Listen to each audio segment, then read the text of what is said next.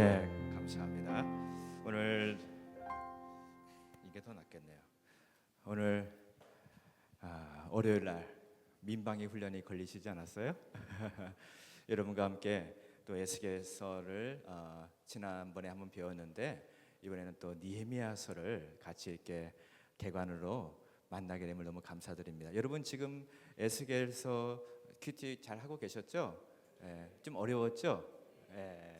그래도 인내를 가지고 책망을 많이 듣기 바랍니다.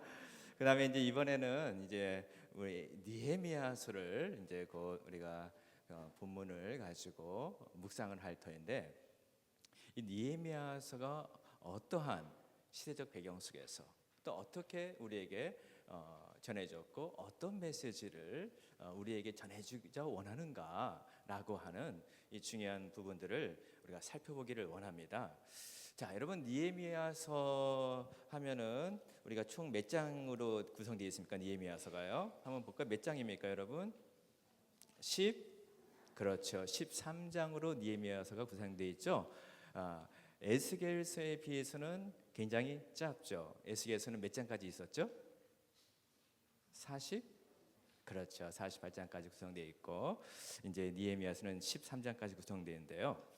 자, 우리가 한번 느헤미야에 대해서 느헤미야서를 가기 전에 느헤미야가 어떤 인물인가, 그다음에 느헤미야가 어떤 시기에 활동하였고 그의 직책은 뭐였는가, 이러한 부분들을 우리가 한번 먼저 살펴보도록 하겠습니다.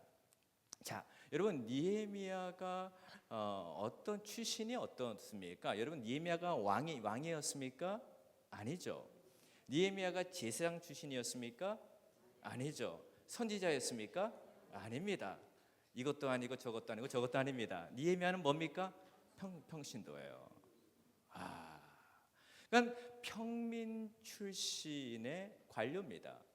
그것도 이방 땅에서 포로된 포로된 유대 백성들이, 이 백성이 이방 땅, 즉 바사 제국의 관료로 등용에 대해서 있었던 분입니다.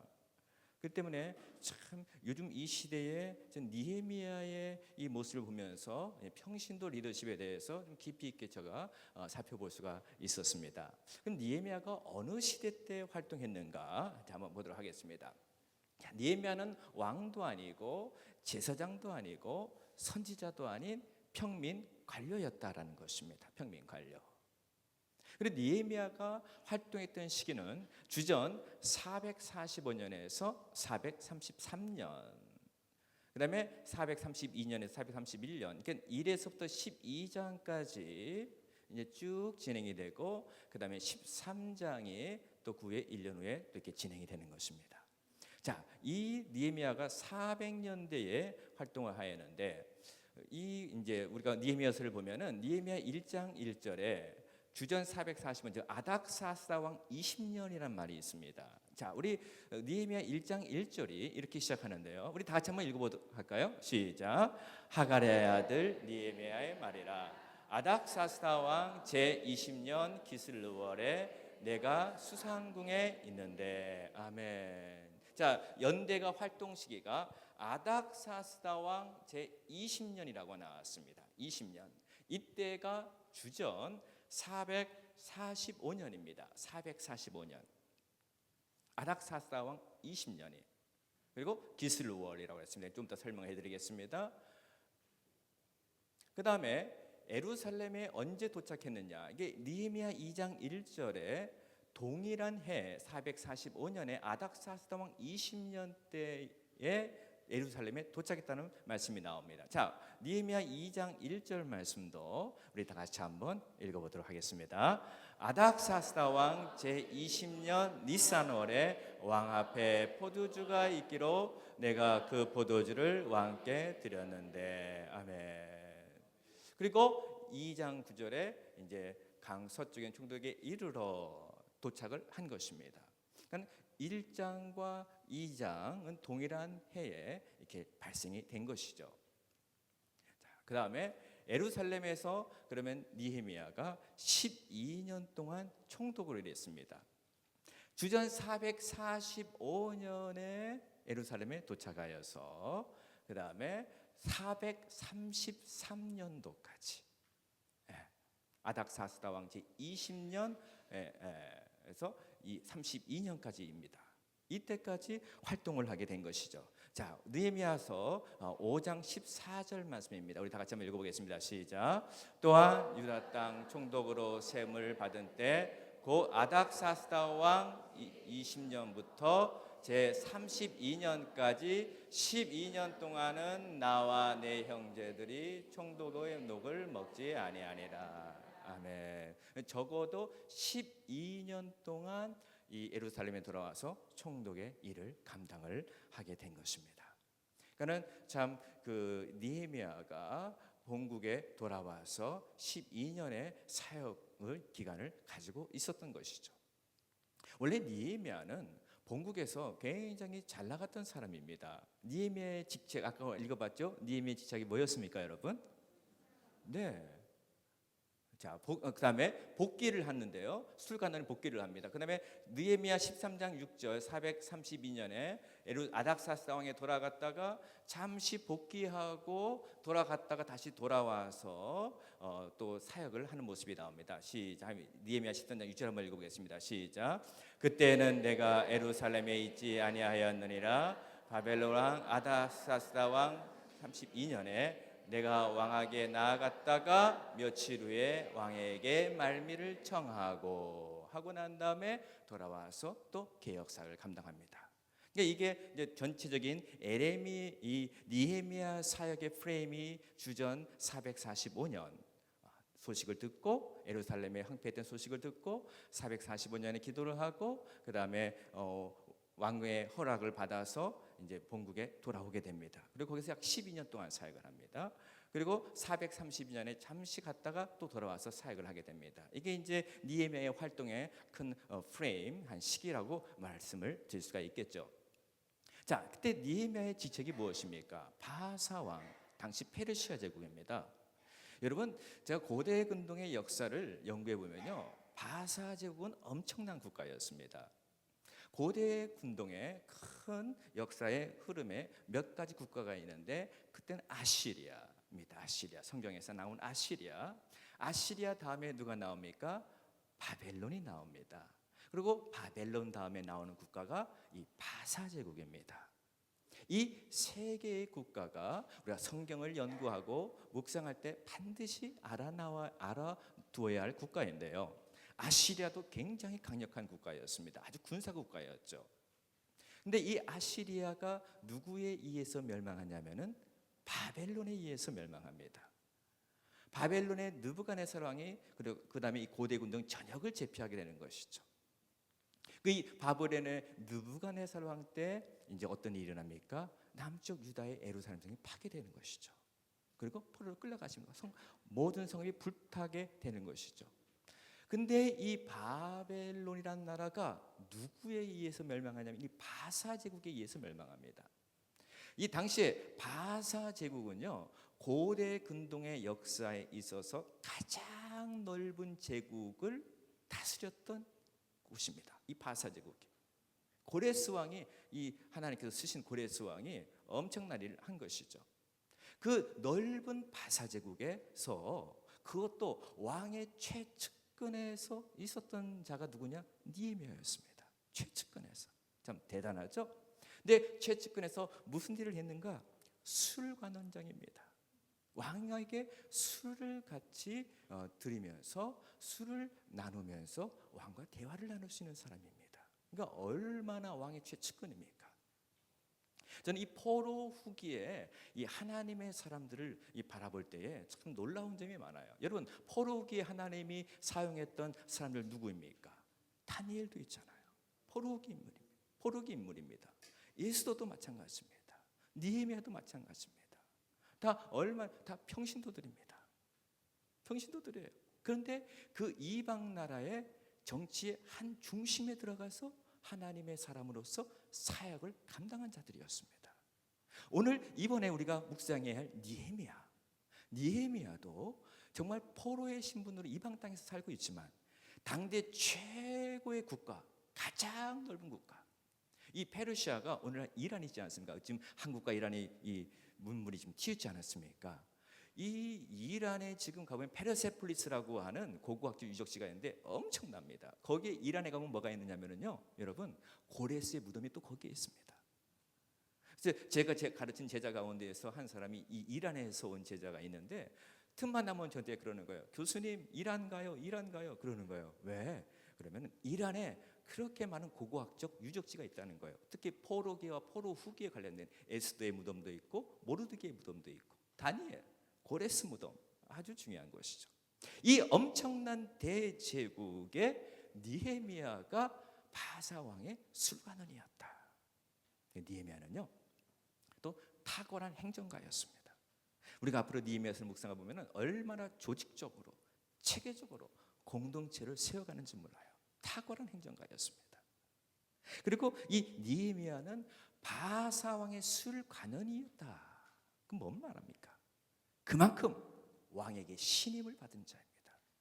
지적으로도 탁월했고요, 정직했고요, 아무튼 신임을 받은 자였습니다.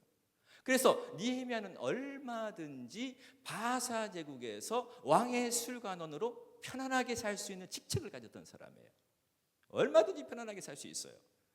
그럼에도 불구하고 느헤미야가 고국의 소식을 듣고 가슴이 들끓는 것이죠. 그런 아주 이 시대에 하나님께서 숨겨놓으신 훌륭한 평신도 지도자였습니다. 이게 느헤미야였습니다. 자, 우리가 지금까지 느헤미야의 활동 시기를 봤는데, 이것은 이제 느헤미야의 본문 안에서 나타난 활동 시기고, 이것을 좀 더 큰 그림 안에서 우리가 성경을 이해하는 데 있어서 이 포로 귀환 시기의 큰 그림 안에서 이제 느헤미야를 딱 위치시킬 필요가 있어요. 그러기 위해서는 포로 귀환 시기라고 하는 한 그 시대를 세 차례로 볼 수가 있는데요. 여러분, 하나님께서 이스라엘 백성들에게 포로로 갔다가 돌아오겠다고 말씀하셨는데 몇 차에 걸쳐서 귀환했습니까? 3차에 걸쳐서 귀환을 했죠. 첫 번째 한번 보도록 하겠습니다. 느헤미야가 살던 시대에 이 시기를 우리가 좀 더 큰 그림으로 한번 보도록 하겠습니다. 포로 귀환 시기가 있는 것입니다. 1차 포로 귀환이 주전 538년도에 일어나게 된 것입니다. 포로 귀환의 가장 결정적인 역할을 했던 왕이 누구입니까, 여러분? 그렇죠, 고레스 왕. 지금 이란에 이 고레스 왕의 무덤이 있어요. 근데 이 한 나라의 대제국의 왕치고는 굉장히 수수합니다. 무덤이 굉장히 수수해요. 고레스 이 왕의 무덤을 이 사진으로 보면은요, 538년에 1차 포로 귀환이 일어나는데 고레스 왕의 칙령을 통해서 일어납니다. 에스라서 1장 1절에서 4절. 이게 이제 이 에스라서 1장이 역대하 맨 마지막에 있는 맨 마지막 4절과 내용이 똑같습니다. 이때 포로 귀환이 이때는 에스라서 2장에 수룹바벨의 지도하에서 돌아오게 됩니다. 그리고 수룹바벨의 리더십과 그 다음에 수룹바벨을 도와서 활동했던 선지자들이 있습니다. 포로 후기에 누가 활동했냐면은 학개와 스가랴 선지자가 있습니다. 이 두 선지자의 말씀 사역을 통하여서 이제 포로 후기의 첫 번째로 제2성전이 완공이 됩니다. 1차 귀환 시기 때 이게 일어난 것이죠. 그리고 에스라는 그러니까 1차 성전, 이 1차 포로 귀환 때 제2성전이 완공이 되고 난 다음에 이제 2차 포로 귀환이 일어나는데 2차 포로 귀환 때 누가 왔냐면은 에스라가 온 것입니다. 학사 에스라가 오게 된 것이죠. 이때에 아닥사스다 왕이 조서를 내려서 이제 본국으로 가서 이제 에스라의 영도하에서 이제 일을 하게 되는 것이죠. 예루살렘의 성벽전과 하려고 했는데 여기 방해와 중단이 있었습니다. 근데 이 성전이 완공되고 아닥사스다 왕의 조서가 되기까지 약 57년간의 빈 공백기가 있었는데 드디어 하나님께서 일하심으로 말미암아 2차 포로 귀환이 일어나게 된 것입니다. 이때 이제 아닥사스다의 조서를 통하여서 에스라의 영도하에서 돌아오고 이제 모든 돌아온 명단들이 또 이제 에스라에 나타나게 되는 것이죠. 그 다음에 근데 이제 이 전에 성전 완공하기 전에 이제 성벽 재건에 또 방해와 중단이 한번 된 적이 있습니다. 그 다음에 이제 3차 포로 귀환이 일어나는데 주전 445년에 이때도 아닥사스다 왕의 조서를 통하여서 돌아오게 되는 것이죠. 이때는 누구의 리더십과 누구의 영도하에 돌아오게 되는가? 느헤미야 때 이제 느헤미야의 리더십 안에서 돌아오게 되는 것이죠. 이때 왜 돌아왔냐? 예루살렘의 성벽의 완공. 이걸 위해서 돌아오게 되는 것이죠. 자, 586년도에 예루살렘 성이 회파가 되고, 그 다음에 그 후에 538년도에 첫 번째 귀환이 되고, 두 번째 458년, 세 번째 445년, 이 3차에 걸쳐서 귀환하는 이 회복의 순간에 이 마지막 부분에 이 느헤미야가 오게 되는 것입니다. 그러면 자, 한번 보겠습니다. 아닥사스다 왕 때, 자, 에스라가 언제 귀환했는가? 에스라서는 458년에 귀환했는데요. 에스라서 자 7장 8절에 보면은 이렇게 나와 있습니다. 우리 다 같이 한번 읽어보겠습니다. 시작. 이 에스라가 올라왔으니 왕의 제 7년 다섯째 달이라. 아멘. 이때 아닥사스다 왕 때 제 7년 다섯째 달에 첫 번째로 에스라가 옵니다. 에스라가 와서 어떤 일을 하냐면은 이 율법으로 이스라엘 백성들을 가르치고 영적인 개혁을 하게 되는 것이죠. 그 다음에 445년에 아닥사스다 왕 제20년 기슬루월에 이제 느헤미야가 귀환을 하게 되는 것이죠. 자, 바사 왕들의 이제 큰 흐름들을 이렇게 살펴보면은 고레스 왕이 있고, 깜비세스가 있고, 다리우스, 크세르크세스. 자, 여러분 크세르크세스가 누구냐면은 아하스웨로 왕입니다. 아하스웨로 왕 때 활동했던 자 인물이 누가 있을까요? 그렇죠, 에스더가 있죠. 에스더가 있죠. 에스더. 그 다음에 아닥사스다 1세가 이렇게 되는 것이죠. 자, 그러면은 여러분 느헤미야가 그때 1장 1절에 보니까 어디 있었다고 그랬습니까? 내가 수산궁에 있었다. 수산궁은요 엘람의 수도였습니다. 이곳은요 겨울에도 날씨가 아주 따뜻한 곳이었습니다. 아주 참 지내기 아주 쾌적한 곳이었죠. 그래서 바사 왕들의 겨울 왕궁으로 많이 쓰였던 곳이 바로 이곳이었습니다. 아주 쾌적한 곳이었기 때문에. 자, 여기에서 보냈고요. 그다음에 별장으로 사용됐고요. 특히 1월과 1월에는 내리는 그 비가 조금씩 내렸는데 목양하기 아주 좋았고, 그다음에 우거진 목초지가 있었다는 것입니다. 이때 온 것입니다. 근데 여러분 수상궁이 성경 안에서 아주 중요한 곳이었습니다. 특히 포로 후기 때. 자, 에스더 사건이 일어난 곳이 어디입니까? 수상궁이에요. 에스더 사건이 수상궁이에요. 역전의 기적의 드라마가 일어난 것, 그 장소 수상궁입니다. 그 다음에 다니엘이 포로로 끌려가서 환상을 본 장소가 또 이 수상궁입니다. 그리고 오늘 우리가 묵상할 느헤미야가 이제 예루살렘에 화폐된 소식을 들은 것도 수상궁입니다. 아주 역사적인 것이죠. 그래서 이게 아주 목초지도 많고 목양하기 아주 좋은 양들을 키우고 하기 좋은 곳이었다고 합니다. 특히 1월과 1월에 이런 것들을 지내기가 아주 좋은 쾌적한 곳이었다고 합니다. 그렇기 때문에 우리가 이제 느헤미야서 1장을 보면은 수상궁에 있었다. 언제 있었는가 보면은 기슬루월에 있었다라는 말입니다. 기슬루월 하면은 11월에서 12월 기슬루월. 거기에서 니산월은 이제 니산월에 왕 앞에 포도주를 들고 나가는 때입니다. 니산월이 3월과 4월입니다. 그러니까 이 시기에 지금 이 느헤미야가 수상궁에서 있었던 것이죠. 3월과 4월. 몇 개월 있었습니까? 약 4개월 정도 있었죠. 그러니까 처음 소식을 듣고 왕 앞에 나아가기까지 약 3, 4개월이 4개월 정도의 시간이 있었다는 것입니다. 그동안에 뭐 했습니까? 느헤미야가 기도를 한 것이죠. 오랜 기도를 통해서 나아가게 된 것입니다. 수상궁의 이런 위치를 우리가 알 필요가 또 있습니다. 그 위치를.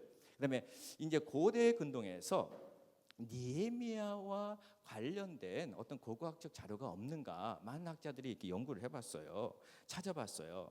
그랬더니 엘레판틴 파피루스라고 하는 것들이 하나가 발견이 됐는데요. 엘레판틴이 애굽에 있는 한 나일강 북쪽에 있는 한 섬입니다.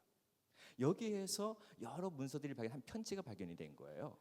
그 편지에서 유대인들이 예루살렘의 대제사장 요하난이라고 하는 제사장에게 자기들이 성전 재건에 대한 편지를 쓴 것이 여기서 발견이 된 것이에요.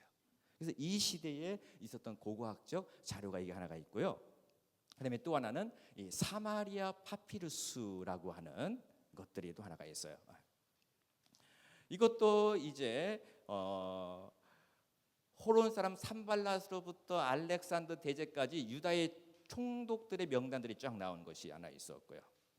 그런데 이러한 고고학적 자료들이 발견되기도 했습니다. 엘레판틴 파피루스가 하나가 있습니다. 자, 그러면 이제 우리가 이런 기본적인 역사적 배경을 염두에 두고 느헤미야가 왜 기록되었을까? 기록 목적을 한번 살펴봐야 됩니다. 묵상하기 전에 왜 하나님께서 구약 성경에 느헤미야서를 끼워놨을까? 우리가 왜 느헤미야서를 묵상해야 되는가? 그 목적을 우리가 한번 알 필요가 있습니다.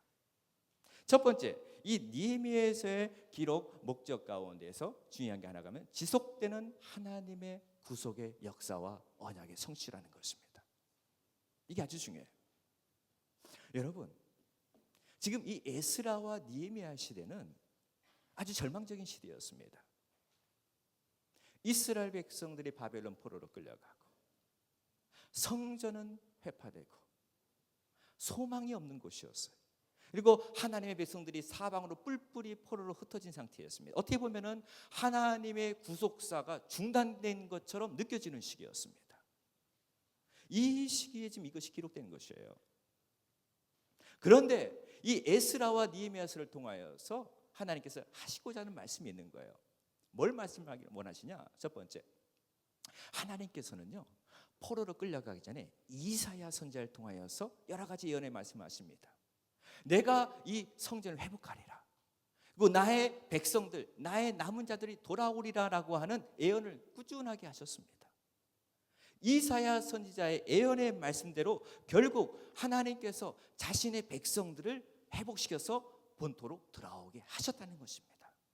다른 말로 말하면 하나님께서 선지자를 통하여서 하신 하나님의 예언의 말씀, 약속의 말씀, 하나님께서 언약을 성취시켰다는 것입니다.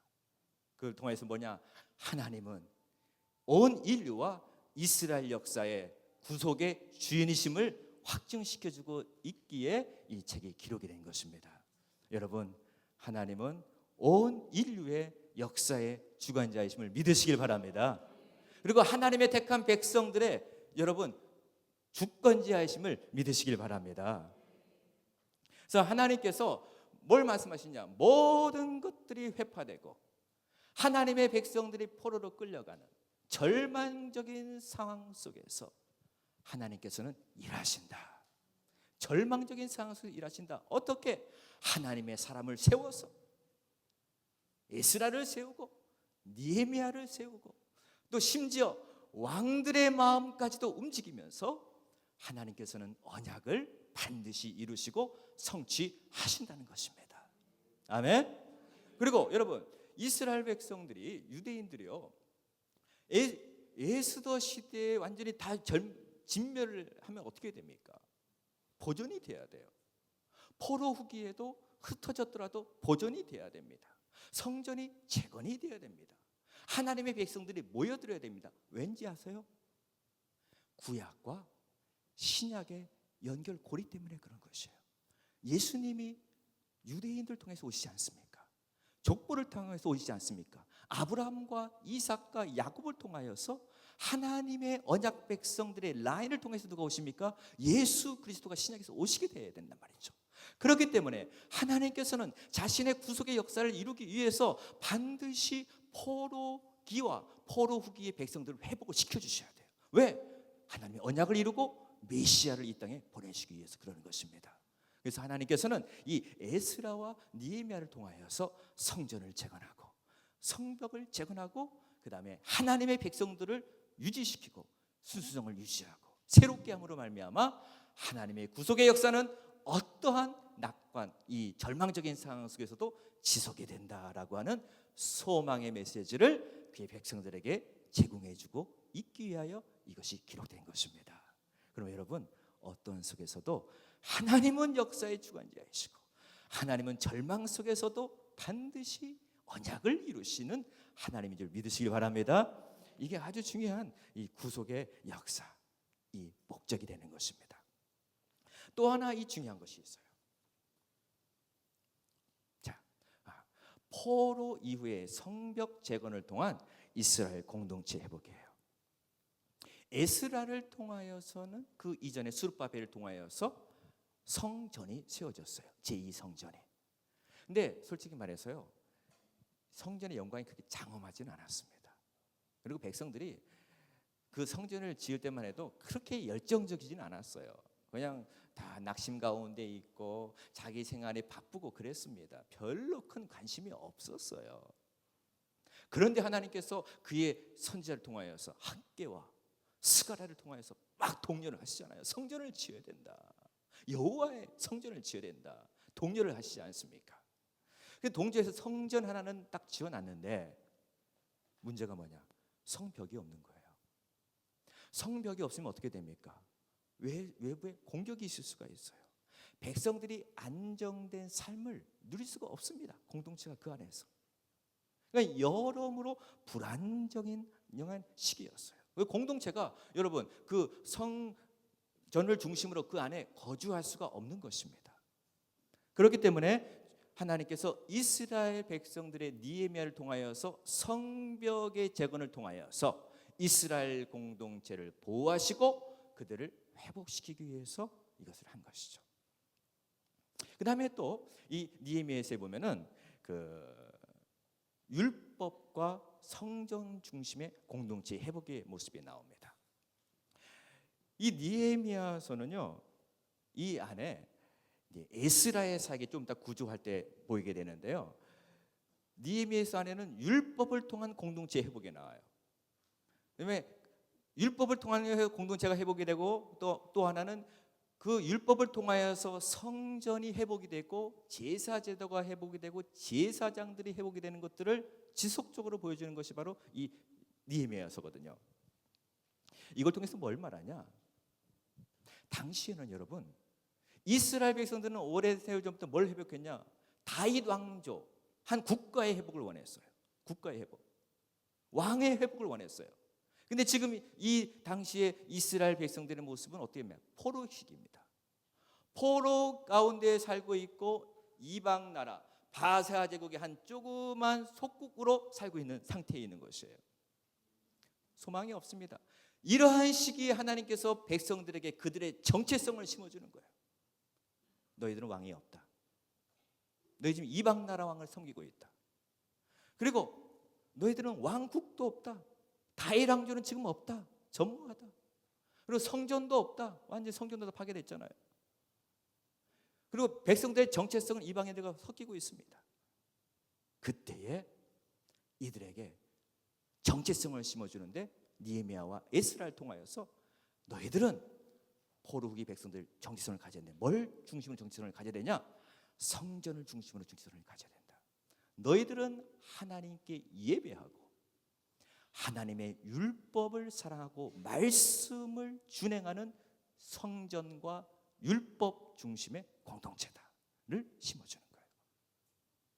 눈에 보이는 왕국은 없지만 이들의 정체성을 성전, 하나님의 예배 중심의 공동체, 그 다음에 하나님의 말씀 중심의 공동체로 포로 후기 백성들의 정체성을 세워주는 것입니다. 이것이 바로 느헤미야서가 기록된 중요한 목적 가운데 하나인 것입니다. 자, 봅시다. 느헤미야서의 우리 전체적인 한번 구조를 우리가 한번 살펴볼 터인데요. 자, 보겠습니다. 솔직히 말해서 우리가 느헤미야서를 공부할 때요, 느헤미야서만 공부하면 약간 좀 부족한 느낌이 들어요. 느헤미야서는 반드시 무엇과 같이 함께 읽어야 되냐면요, 에스라서와 같이 읽어야 돼요. 그래서 많은 학자들이 느헤미야서의 구조를 살펴보면서 에스라서와 연관시켜서 구조를 설명합니다. 요즘에 많은 학자들이 이렇게 보고 있는 것이죠. 첫 번째가 에스라서 1장과 2장에부터 시작합니다. 뭐라고 나옵니다? 에스라서 1장 2장은 뭐입니까? 백성들의 귀환입니다. 몇 차 포로 귀환입니까? 2차 포로 귀환이죠. 백성들의 귀환으로부터 시작합니다. 그 다음에 에스라서 3장에서부터 6장까지는 막 무엇을 만듭니다. 무엇을 재건하는 과정입니까? 성전을 건축하는 과정이에요.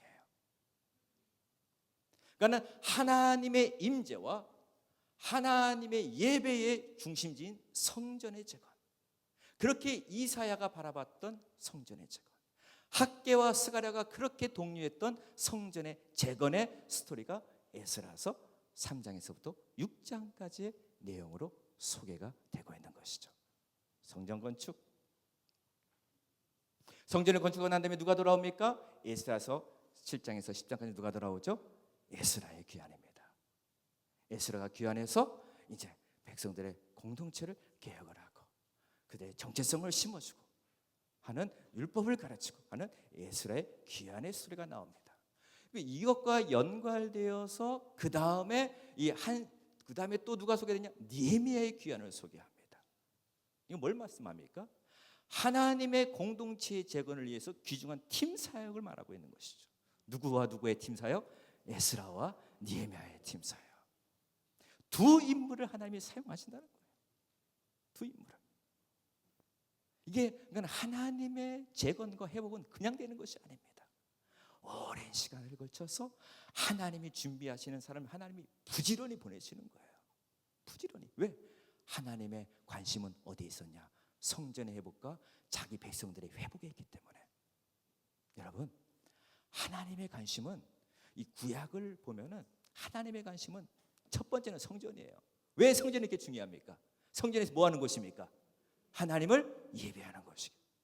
하나님께서 왜 당신의 백성들을 창조하셨습니까? 여러분, 나의 백성을 창조한 이유는 나를 찬송하게 하시라고. 그러니까 하나님께서 하나님의 백성들에게 요구하시는 가장 중요한 것은 성전의 회복이에요. 이스라엘 백성이 왜 멸망했습니까, 여러분? 성전이 타락했기 때문에. 에스겔이 그걸 말하고 있는 것이에요. 성전이 타락했기 때문에 하나님이 성전에서 떠났다. 그러나 에스겔 선지자 사역을 통해 다시 하나님께서 성전으로 돌아올 것이다. 떠났다가 돌아오는 모습, 성전의 회복이 에스겔의 핵심인 것입니다. 근데 그 돌아오는 성전이 회복이 됐는데 그 첫 번째 회복의 모습이 바로 이 제2 성전의 회복이에요.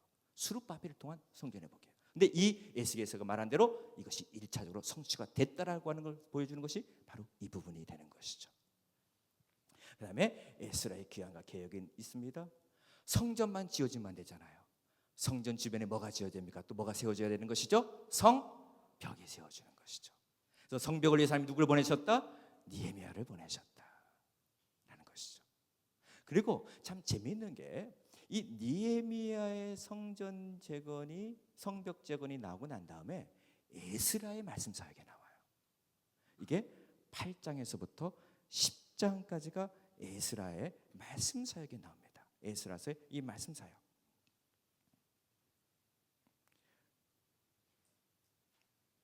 이 말씀 사역을 통하여서 이제 둘이 팀 사역을 하는 것이죠.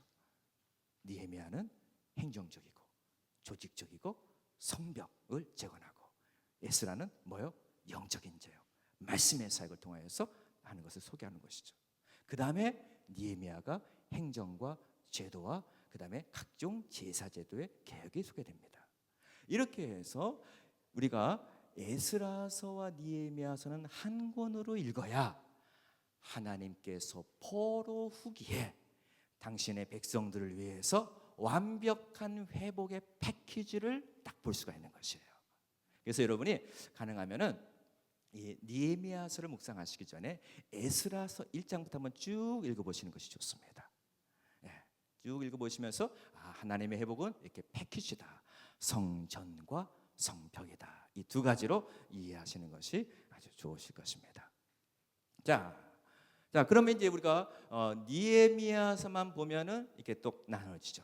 1에서 7장까지가 누구의 사역입니까? 느헤미야의 사역입니다. 예루살렘 성벽 재건. 그다음에 8에서부터 10장까지는 누구의 사역입니까? 에스라의 사역. 무슨 사역이면 언약의 갱신 사역이에요. 말씀 사역을 통하여서 하나님의 백성들을 회복한다라고 하는 에스라의 사역이 여기서 소개되고 있는 것이죠. 그 다음에 또 누구의 사역이 나타납니까? 느헤미야의 사역. 그러니까 에스라, 느헤미야, 그 다음에 느헤미야, 에스라, 느헤미야, 이 순서대로 전체 에스라서를 여러분들이 읽어가시고 묵상의 큰 구도를 잡으시면 될 겁니다. 근데 왜 이렇게 집어넣는가? 이유가 있습니다. 하나님께서는 외적이고 그 다음에 행정적이고 그 다음에 사람들의 공동체적인 그 조직과 제도적인 개혁뿐만 아니라 이 말씀을 통한 영적이고 내적인 개혁, 이 두 가지를 우리에게 제시해 주기 위해서 이 한 권으로 읽도록 우리에게 소개해 주었고, 그 다음에 느헤미야서는 이 세 가지 포인트가 들어가고 있는 것입니다. 자, 우리 다 같이 한번 따라 볼까요? 시작. 에루살렘 성벽 재건. 몇 장에서 몇 장까지라고요? 자, 그럼 이 부분을 읽을 때는 뭐에 초점을 둡니까? 성벽 재건에 초점을 맞춰야 되겠죠? 어떻게 부지런하게, 어떻게 열심히, 또 어떠한 방해와 공작 가운데 재건하고 있는가, 여기에 포인트를 맞추는 거. 자, 그 다음에 읽어보겠습니다. 시작. 언약갱신 몇 장이라고요? 8에서 10장까지. 무슨 사역? 누구의 사역이라고요? 에스라의 사역. 에스라의 무슨 사역? 영적이고 말씀의 사역이다. 언약의 갱신 회복 사역이다. 하나님과의 관계 회복의 사역이다. 자, 그 다음에 읽어보겠습니다. 맨 마지막 시작. 예루살렘 재거주와 성전 개혁. 자, 몇 장에서 몇 장? 11장에서 13장. 누구의 사역이 주도가 됐다고요? 느헤미야의 사역이 주도가 됐다라는 것입니다. 자, 그러면은 이 사역을 통해서 볼 수 있는 것이 무엇입니까? 느헤미야는 무슨 사역에 초점을 맞추냐면은 외적이고 물질적인 사역에 초점을 맞췄다. 물질적이고 외적이고 제도적인 안정을 이루는데 쓰임 받은 자가 누구였다? 느헤미야였다. 그리고 성벽이 완공되자 사람들 거기 거주시키고 이런, 그러나 거기에 내적인 것은 누구를 통하여서? 에스라를 통하여서. 그래서 에스라의 학식, 그의 열심, 그의 기도, 이것들을 통하여서 이 두 가지, 그래서 영적인 삶과 외적인 제도, 그래서 패키지의 회복을 주시는 하나님, 이것이 느헤미야서 안에 나타나는 것입니다. 자, 여기까지 이해 가시겠죠? 네.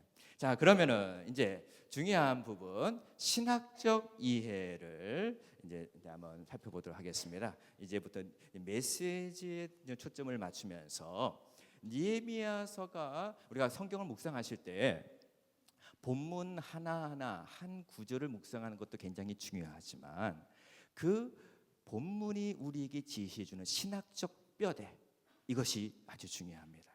신학적 해석과 그다음에 본문의 건전한 해석을 통하여서 본문의 잘못된 적용을 막아줄 수가 있는 것이죠. 그래서 성경 묵상하실 때는 우리의 기반을 어디다 뿌리를 내려주면 신학적으로 견고한 그 안전 장치에다가 뿌리를 내려주는 것이 아주 좋습니다. 그 틀 안에서 그다음에 성경 한 구절 한 구절을 깊이 묵상해야 된다는 것이죠. 이 신학이 없으면요, 신학적 프레임이 없으면은 어떻게 되냐면은요, 이 성경 한 구절 가지고 자기 마음대로 이것저것으로 막 해석하고 적용할 수 있는 우를 범할 수가 있게 되는 것이거든요. 그래서 우리가 전체적으로 전체 느헤미야서가 우리에게 주시고자 하는 큰 메시지의 흐름, 그다음에 그 틀을 아시고 그 안에서 한 장을 우리가 묵상하고 한 구절을 묵상하며 그렇게 하면서 나아가셔야만이 안정적이고 그다음에 건전한 성경 묵상이 될 수가 있는 것이죠. 저는 이 묵상 훈련을 어렸을 때부터 받았어요. 제가 초등학교 3학년 때 처음 우리나라에 이제 제자 훈련이 막 보급되는 시기였거든요. 그때 저를 가르쳤던 전도사님이 부르는 거예요. 매주 수요일 날 다 모여라. 초등학교 3학년 때. 그러면서 뭘 가르쳤냐면요, 모여서 성경 묵상하는 훈련을 시키더라고. 그다음에 성경 공부를 시키는데 딱 노트를 가져오라고 하는 거예요. 그러면서 성경을 묵상하기 위한 질문을 5가지를 주시더라고. 그래서 그걸 가지고 성경 문제를 읽고 성경 본문을 읽으면서 묵상하는 법을 그때부터 배웠어요. 그때부터 계속 묵상하고 훈련하고 퀴트를 연구하고 뭐 매일 성경, 그때는 아직 생명샘이 없었어요. 그때부터 계속 묵상을 해왔어요.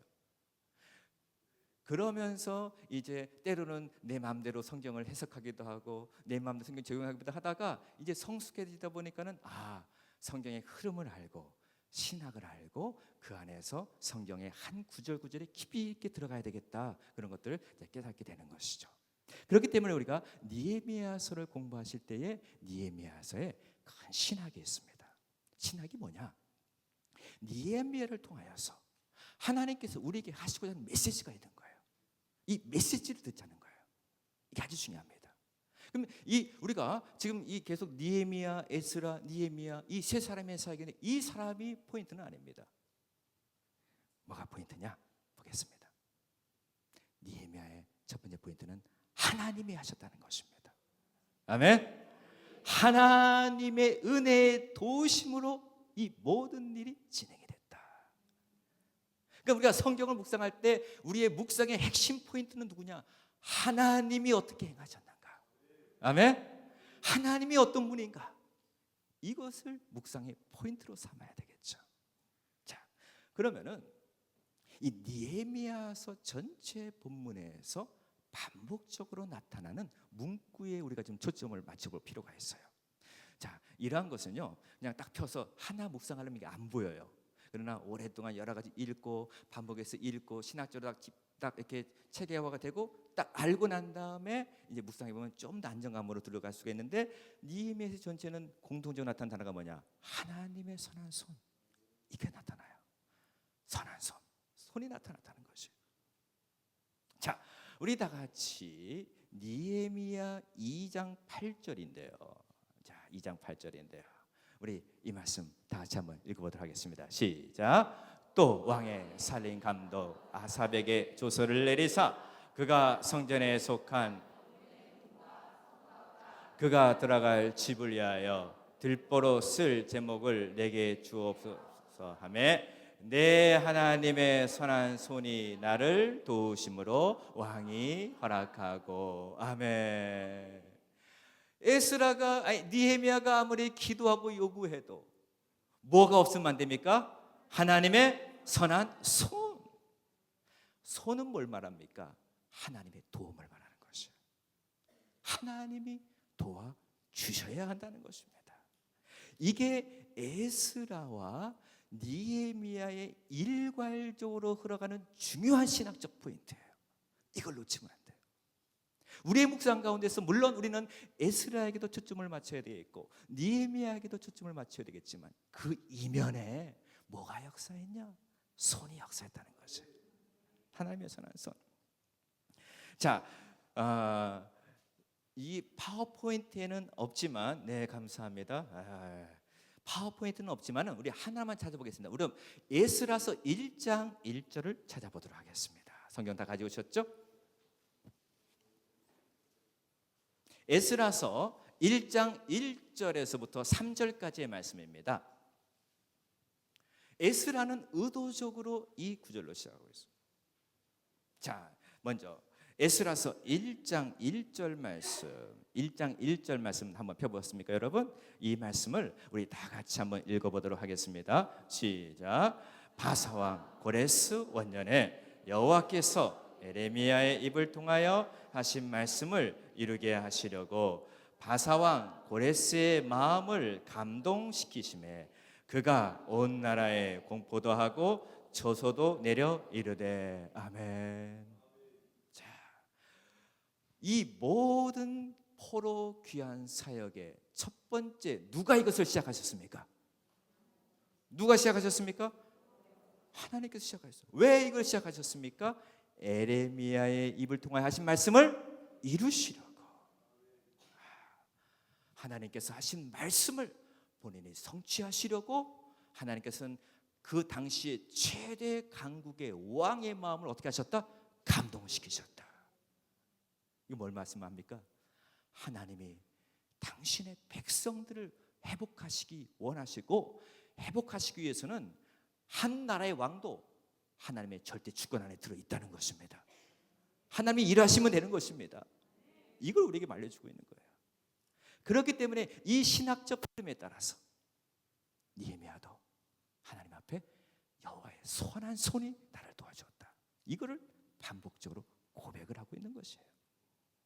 자, 느헤미야서 2장 8절도 우리 앞에 나와 있는데요. 느헤미야서 2장 8절 다 같이 한번 읽어보도록 하겠습니다. 시작. 또 그들에게 하나님의 선한 손이 나를 도우신 일과 왕이 내게 이른 말씀을 전하였더니 그들의 말이 일어나 건축하자 하고 힘을 내어 이 선한 일을 하려 하매. 아멘.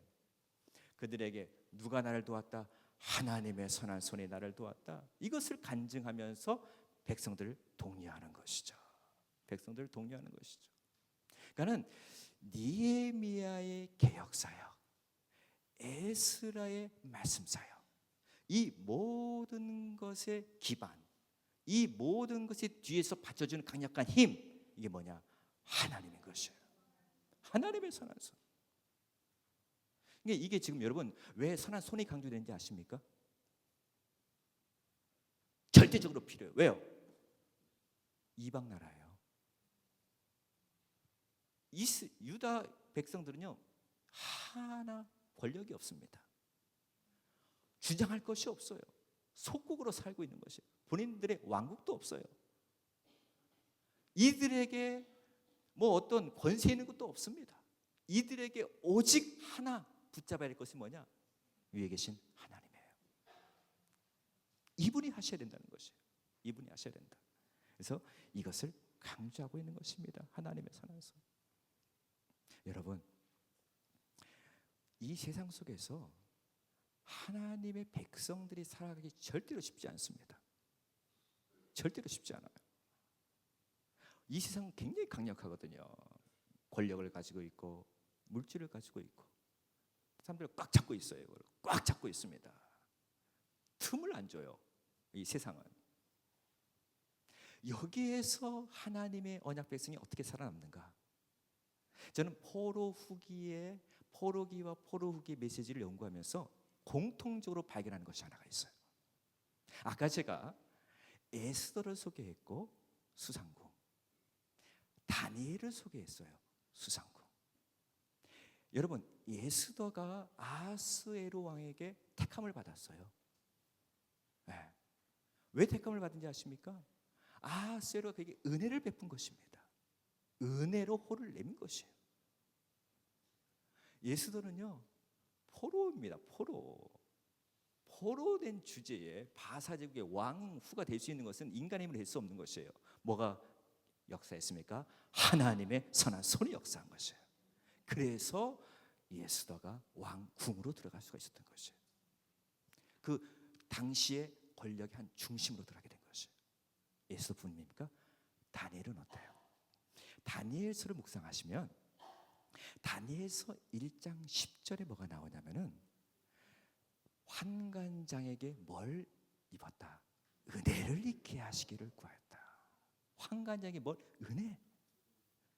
그 다음에 다니엘서 10장과 계속 보면은 큰 은총을 받은 자요, 큰 은혜를 받은 자 하면서 다니엘을 그렇게 불러요. 그러니까 포로기 공동체, 힘도 없고 돈도 없고 권력도 없는 나약한 백성들이 붙잡고 그 시대를 헤쳐나갈 수 있는 길, 하나님의 선한 손. 이거예요. 이거. 그래서 여러분 느헤미야서를 묵상하실 때에 간절한 마음이 있어야 돼. 여러분의 이 메시지를 보시면서 하나님, 나의 삶에 하나님의 선한 손이 임하기를 원합니다. 이걸 붙잡으셔야 돼요. 아멘. 그래서 선한 손이 중요한 거예요. 선한 손이. 자, 그 다음에 또 하나 뭐냐? 하나님의 궁율과 사랑. 궁율과 사랑. 느헤미야는 기도할 때 철저하게 이걸 붙잡았어요. 철저하게 이걸 붙잡았어요. 느헤미야서 1장 5절에 뭐라고 나타나는가? 우리 다 같이 한번, 이게 느헤미야서 1장 5절, 9장 17절, 9절 다 적어놨습니다. 여러분이 하나하나 묵상하면 딱 꼭 꿰이지가 않아요. 그래서 제가 한꺼번에 다 소개를 해버리는 거예요. 그래서 이 큰 거시적인 그림을 딱 보고 하나하나 묵상하라는 거예요. 자, 다 같이 한번 읽어보겠습니다. 시작. 이르되 하늘의 하나님 여호와 크고 두려우신 하나님이여 주를 사랑하고 주의 계명을 지키는 자에게는 언약을 지키시며 긍휼을 베푸시는 주여 간구하나이다. 아멘. 하나님의 긍휼에 호소하는 거예요. 하나님의 긍휼에 의지할 것은 이거밖에 없어요. 주여 긍휼히 여겨 주시옵소서. 그래서 막 울잖아요. 느헤미야가 이거 붙들고. 그래서 이 하나님의 긍휼과 사랑이라고 하는 주제가 계속 소개되고 있습니다. 자, 느헤미야서 9장 17절도 우리 다 같이 한번 좀 길지만 읽어보겠습니다. 시작. 거역하며 주께서 그들 가운데 행하신 기사를 기억하지 아니었고 목을 굳게 하며 패역하여 스스로 한 우두머리를 세우고 종되었던 땅으로 돌아가고자 하였나이다. 그러나 주께서는 용서하시는 하나님이시라. 은혜로우시며 긍휼히 여기시며 더디 노하시며 인자가 풍부하심으로 그들을 버리지 아니하였나이다. 아멘. 이 말씀은 지금 에스라의 기도입니다. 계속 기도하는 내용이죠. 그때의 에스라가 하나님의 어떤 성품을 붙드냐? 긍휼의 성품을 붙잡는 거예요. 긍휼의 성품. 긍휼히 여기지 않으면 과거의 이스라엘의 역사 가운데에서 출애굽으로부터 계속 이스라엘 백성들이 범죄할 때마다 긍휼히 여기신 하나님, 그 하나님 오늘도 살아계시지 않습니까? 제발 이 백성을 긍휼히 여겨 주시옵소서.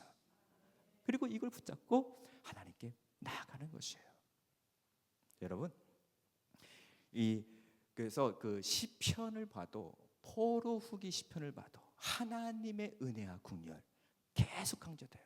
하나님의 헤세드의 하나님, 이것이 있어야 됩니다. 이것을 강조하면서 계속 붙들고 나아가는 것이죠. 그래서 우리가 참 요즘 이 시대에도 하나님의 백성들이 이 땅에서 살아가고 생존할 수 있는 방법, 하나님의 긍휼밖에 없어요. 하나님의 선한 성밖에 없습니다. 이것이 뒤에서 역사해 주셔야 돼요. 진짜 얼마나 여러분, 다니엘도 그렇고 이수도 그렇고 이방 땅에서 하나님의 언약 백성의 리더로 사는 거 결코 쉽지 않습니다. 얼마나 다니엘이 모함을 많이 받았어요. 예수도도 하만을 중심으로 모르드게를 죽이려고 그랬잖아요. 느헤미야도 조금 더 살펴보겠지만 얼마나 대적이 많습니까? 이거는요, 여러분, 저는 이 느헤미야서를 읽으면 영적 전쟁이에요. 영적 전쟁입니다. 치열한 전쟁이에요. 치열한 전쟁. 하나님의 이 구속의 역사를 이루느냐, 아니면 이것을 짓누르느냐, 치열한 전쟁이에요. 그렇기 때문에 이 하나님의 사랑과 도우심이 필요한 것입니다. 자, 그 다음에 이것이 있기에 자, 이 다음 단계로 나가는 것이에요. 이게 뭐냐? 느헤미야의 기도. 이게 느헤미야에서 아주 많이 드러나는 내용입니다. 첫째는 하나님의 긍휼하심이 있고 선하신 손을 믿기에 느헤미야는 기도로 나아가는 것이에요. 우리가 아시다시피 느헤미야, 자 봅시다. 느헤미야서 1장, 2장, 4장, 5장, 6장, 그다음에 13장, 이게 다 이 구절들이요, 뭐에 관한 내용이냐면 기도에 관한 내용입니다. 다 기도예요. 그것도 장황하게 기도한 것은 느헤미야서 1장만 나와요. 장황하게 기도합니다. 간절히 기도합니다. 그러나 이 뒷부분에 나온 것은요, 순간순간 하나님을 붙들고 기도하는 내용들이 나오게 되는 것이죠. 자, 우리 느헤미야서 1장 4절 말씀 우리 다 같이 한번 읽어보겠습니다. 시작. 내가 이 말을 듣고 앉아서 울고 수일 동안 슬퍼하며 하늘의 하나님 앞에서 금식하며 기도하며. 아멘. 뭐하고 기도했다고요? 금식하며 기도했다. 자, 여러분, 다니엘, 예수도 느헤미야의 기도의 특징 뭡니까? 그렇죠, 금식이에요. 다니엘도 금식했잖아요. 왕 앞에 나가기 전에 물과 채소만 먹었죠. 다니엘서 10장에 보면 금식합니다. 21일 동안 기도한다면 금식이에요. 예수도 며칠 동안 기도했습니까? 에스더가 며칠 동안 기도했어요? 3일 동안. 무슨 기도? 어떻게 부르짖으면서? 죽으면 죽으리라 부르짖으면서. 근데 오늘 본문에 느헤미야 1장도 뭘로 시작하냐? 금식하며 기도로 시작합니다. 금식하며 기도. 그래서 금식하며 기도가 나온다. 그다음에 느헤미야 2장 4절. 우리 이 말씀도 읽어보도록 하겠습니다. 시작. 왕이 내게 이르시되 그러면 내가 무엇을 원하느냐 하시기로 내가 곧 하늘의 하나님께 묵도하고. 여러분 이거는요 굉장히 순발력 있는 기도예요. 그 순간순간에 너 뭐 해줄까? 할 때 당황하잖아요. 그때 묵도하고.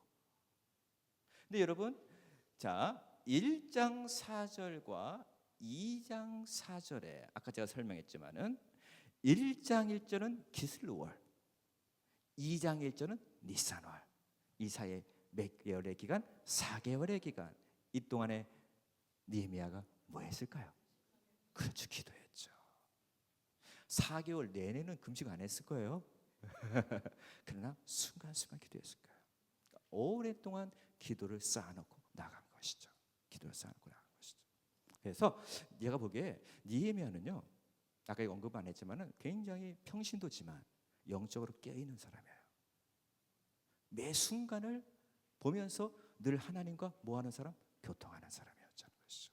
이러한 사람을 쓰십니다. 이러한 사람을 쓰시는 하나님. 저는 여러분 부모님들이 많이 오셨는데 여러분의 자녀 가운데에서 정말 다니엘, 에스더, 느헤미야 같은 인물이 나오기를 축원합니다. 그런 꿈을 가지고 기도하세요. 자, 또 한번 느헤미야 4장을 같이 한번 읽어보겠습니다. 시작. 우리가 우리 하나님께 기도하며 그들로 말미암아 파수꾼을 두어 쥐하로 방비하는데. 아멘. 지금 이것은 무슨 기도냐? 일하면서 파수꾼을 두면서 기도하면서 완전히 그냥 다중작전을 하는 거예요. 얼마나 깨어있는지 몰라요. 그러면서 영적으로 깨어있고 기도하고 그 다음에 또 파수꾼도 세워놓고 일도 하고 극도의 긴장과 깨어있는 상태에서 주의를 해나가는 것이죠. 이게 지금 느헤미야만 기도하냐? 에스라서를 읽어봐도 에스라도 금식합니다. 에스라도 기도를 통해서 일을 시작합니다. 그래서 저는 이번에 여러분이 느헤미야서를 묵상하시면서 말씀을 붙들고 말씀을 깊이 묵상하시면서 첫째 하나님을 인식해라. 하나님께 초점을 맞춰라. 그 하나님께 초점을 맞추면서 여러분의 삶의 문제를 적용을 시켜라. 적용만 시키면 되는 거 아니잖아요. 그 다음에 뭐 하냐? 이거를 기도로 나아가야 돼요. 기도로. 그런 놀라운 하나님의 회복의 역사가 일어날 줄 믿습니다. 아멘. 10분 쉬었다가